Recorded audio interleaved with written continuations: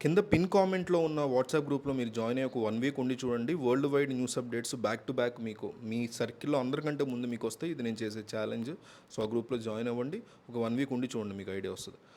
So అయితే ఇండియాలో అసలు మానవ జాతికి మోస్ట్ ఇంపార్టెంట్ థింగ్ తిండి, బట్ట, వీటి తర్వాత వచ్చేది ఎడ్యుకేషన్. అంటే ప్రపంచం ఏంటి, లేకపోతే మన చుట్టుపక్కల సొసైటీ ఏంటి, దీన్ని ఏ రకంగా మన అందరం కలిసి ముందుకెళ్ళాలి అనే దాన్ని నేర్పించేది ఎడ్యుకేషన్. దాన్ని ఈ దేశంలో, భారతదేశంలో ప్యూర్ బిజినెస్ మోటోగా మార్చేసి దశాబ్దాలు గడుస్తుంది. దాదాపు 30-40 సంవత్సరాల నుంచి కూడా దాన్ని బిజినెస్గా మార్చేశారు. గవర్నమెంట్ స్కూల్స్ని అభివృద్ధి చేయకపోవడం, వాటి గురించి మినిమం కూడా పట్టించుకోకపోవడం, అట్లాగే ప్రైవేట్ స్కూల్స్ని, ప్రైవేట్ కాలేజెస్ని విపరీతంగా ఎంకరేజ్ చేయడం. బైజూస్ అనేసి ఒక భారీ స్కామ్ నడిచింది. ఇప్పుడు ఈ ఫిడ్జీ కూడా ఒక రకమైనటువంటి కైండ్ ఆఫ్ స్కామ్ నడుస్తుంది. అంటే పిల్లలకి ఐఐటి త్రిపుల్ కానీ, నీట్ కానీ, వీటికి సంబంధించినటువంటి ఎగ్జామ్స్ నేర్పించే ఒక కోచింగ్ సెంటర్ ఈ మన దగ్గర ఉంటాయి కదా, బీఈడి ఎగ్జామ్స్ కానీ, కాంపిటేటివ్ ఎగ్జామ్స్ కానీ కోచింగ్ సెంటర్స్ ఉంటాయి. అట్లాగా ఈ ఎఫ్ఐఐటి జేఈ కూడా ఒక కోచింగ్ సెంటర్. కొంతమంది దాన్ని ఫిడ్జీ అని పిలుస్తూ ఉంటారు. సో వీళ్ళ దగ్గరికి వచ్చేసరికి అంటే ఒక ట్రయల్ పీరియడ్లో మీరు పిల్లల్ని జాయిన్ చేయండి. జాయిన్ చేసిన తర్వాత మీకు నచ్చకపోతే మిమ్మల్ని వెనక్కి మీ డబ్బులు మీకు ఇచ్చేస్తామని చెప్పి డబ్బులు కట్టించుకుని 2 వారాలకు అన్నట్టు పిల్లల్ని వీళ్ళు జాయిన్ చేసేసుకుంటారు. ఆ తర్వాత స్టార్ట్ అవుతుంది స్కామ్. వీళ్ళకి సంబంధించిన పుస్తకాలని, స్టడీ మెటీరియల్ అని మళ్ళీ డబ్బులు కట్టించుకుంటూ ఉంటారు. సరే ఈ గోలంతా ఎందుకు, వాడు ఎలాగో రిఫండ్ ఇస్తాడు కదా అని 2 months ట్రయల్ పీరియడ్, అందుకే కదా మనం అట్రాక్ట్ అయ్యేది ఫస్ట్ అని జాయిన్ అయ్యాం కదా అనేసి పట్టుకొస్తే అక్కడ రిఫండ్ అనే దాని గురించి వీళ్ళు కంప్లీట్గా నెగిటివ్ వెళ్ళిపోతారు. అంటే మీ పిల్లల భవిష్యత్తు మీకు ముఖ్యం కాదా, ఎంత బాగా చెప్తున్నాం మేము అనేసి ఒక కైండ్ ఆఫ్ కన్ఫ్యూజన్లో, ఒక కైండ్ ఆఫ్ స్కామ్లో మనం పడ్డామని మనల్ని కార్నర్ చేసేస్తారు. అంటే ఎంతో కష్టపడి మీరు సంపాదించినా, నేను సంపాదించినా, మన తల్లిదండ్రులు సంపాదించినా, మన మన చదువులు బాగుండాలి. మన పిల్లలు అయితే మన తల్లిదండ్రులు మన గురించి ఆలోచించుడు వాళ్ళ పిల్లలు కాబట్టి మన ఎడ్యుకేషన్ బాగుండాలి అనేసి చాలా కష్టపడతారు. మా పేరెంట్స్ కూడా చాలా కష్టపడ్డారు నన్ను చదివించడానికి. మీ పేరెంట్స్ కష్టపడి ఉంటారు.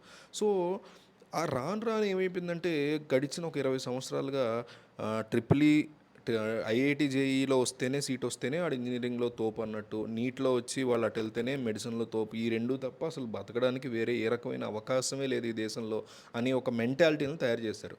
సో దీన్ని బేస్ చేసుకుని కేవలం బైజూసు, ఎఫ్ఐటి జేఈఏ కాకుండా ఇంకా చాలా ఉన్నాయి, సోషల్ సర్కిల్స్ అని, చాలా రకాల పేర్లు, ఎడ్యుకేషన్ వాలా అని రకరకాల పేర్లతో వీళ్ళు కొంతమంది ఆన్లైన్లో దోచుకుంటారు, కొంతమంది ఆఫ్లైన్లో దోచుకుంటారు. వీళ్ళది ఆఫ్లైన్ దోపిడీ కార్యక్రమం జరుగుతూ ఉంది.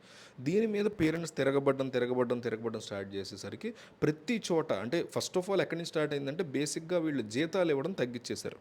రీఫండ్స్ ఎక్కువ డిమాండ్ రావడం వల్ల రీఫండ్స్ ఎక్కువ ఇచ్చేస్తే జీతాలు ఎట్లా ఇచ్చుకుంటారు, ఇది ఒక బిజినెస్ ఎంటిటీ కదా. సో అక్కడ పనిచేస్తున్న టీచర్లకి, కోచింగ్ చెప్తున్న సార్లకి జీతాలు ఇవ్వడం మానేశారు. అట్లా అహ్మదాబాదు, మధ్యప్రదేశ్లో చాలా చోట్ల, బెంగళూరు, ఇట్లా కొన్ని చోట్ల, ఫస్ట్లో కొన్ని చోట్ల మాత్రమే ఎఫ్ఐఐటి జేఈ వాళ్ళు తమ బ్రాంచెస్ని క్లోజ్ చేసుకుంటూ వచ్చారు. తర్వాత రాను చాలా ప్రాంతాల్లో క్లోజ్ చేసుకుంటూ వచ్చేసరికి పేరెంట్స్గా తిరగబడ్డం మొదలెట్టారు. ఇండియన్ ఎడ్యుకేషన్ మినిస్ట్రీ దీని గురించి ఇప్పటివరకు ఏ రకమైనటువంటి చర్యలు తీసుకోలేదు. మధ్యప్రదేశ్ ఎడ్యుకేషన్ మినిస్టర్ దీని గురించి మాట్లాడితే వెకిలిగా నవ్వి, దాని గురించి మనం తర్వాత మాట్లాడదాం, నేను వచ్చింది గుడిని సందర్శించుకోవడానికి అన్నాడు. ఆయన గుడికి వెళ్ళాడా, చర్చికి వెళ్ళాడా, మసీదుకి వెళ్ళాడా మనకు అనవసరం. చక్కగా దండం పెట్టుకో దేవుడికి, లేదా అలా ప్రేయర్ చేసుకో, నువ్వు జీసస్కి దండం పెట్టుకుంటావో ప్రార్థన చేసుకుంటావో చేసుకో. బయటకు వచ్చాక నువ్వు ఒక మధ్యప్రదేశ్ చీఫ్ ఎడ్యుకేషన్ మినిస్టర్వి అయినా కానీ ఆయనకు బాధ్యత లేకుండా నేను గుడికి వచ్చాను, సో దీని గురించి మాట్లాడతానని తప్పించుకునేటువంటి ప్రయత్నం. అంటే వీళ్ళందరూ కూడా ఎడ్యుకేషన్లో మీకు ఎక్కువ డబ్బు ఉంటుంది. మీకు ఎప్పుడైనా హెల్త్ తర్వాత వచ్చేటువంటి సెక్టర్ ఖచ్చితంగా ఎడ్యుకేషన్ విషయంలో మీకు ఎట్లయితే గవర్నమెంట్స్ మనకి లిక్కర్, అట్లాగే పెట్రోల్ డీజిల్లో డబ్బులు ఎట్లా అయితే లాక్కుంటాయో, బిజినెస్ చేసే వాళ్ళకి హెల్త్ సెక్టర్ అనేది బిగ్గెస్ట్ ఒక రాబరీ థింగ్ అనమాట. బాగా డబ్బు సంపాదించుకోవచ్చు దాంట్లో, పీల్చుకోవచ్చు లిటరల్గా.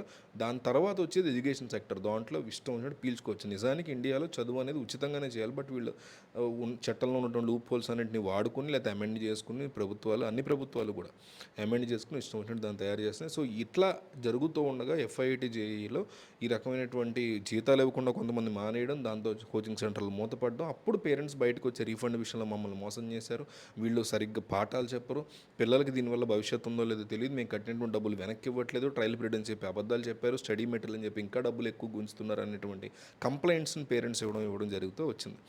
సో అది అయితే ఈ వీడియో నేను చాలామందితో మాట్లాడి చేస్తున్నా. ఒక 1000 లైక్స్ ఇవ్వండి, నాకు వీడియోకి హెల్ప్ అవుతుంది. కింద ఉన్నటువంటి వాట్సాప్ గ్రూప్లో కింద నేను పిన్ కామెంట్లో ఇచ్చాను. ఆ గ్రూప్లో మీరు జాయిన్ అయితే మీకు daily back to back updates వస్తూనే ఉంటాయి బ్యాక్ టు బ్యాక్ అప్డేట్స్. ఆ గ్రూప్లో జాయిన్ అవ్వండి. ఒక 1 వీక్ ఉండి చూడండి, మీకు అర్థమవుతుంది అప్డేట్స్ ఎంత ఫాస్ట్గా వస్తున్నాయో మీకు. Thank you.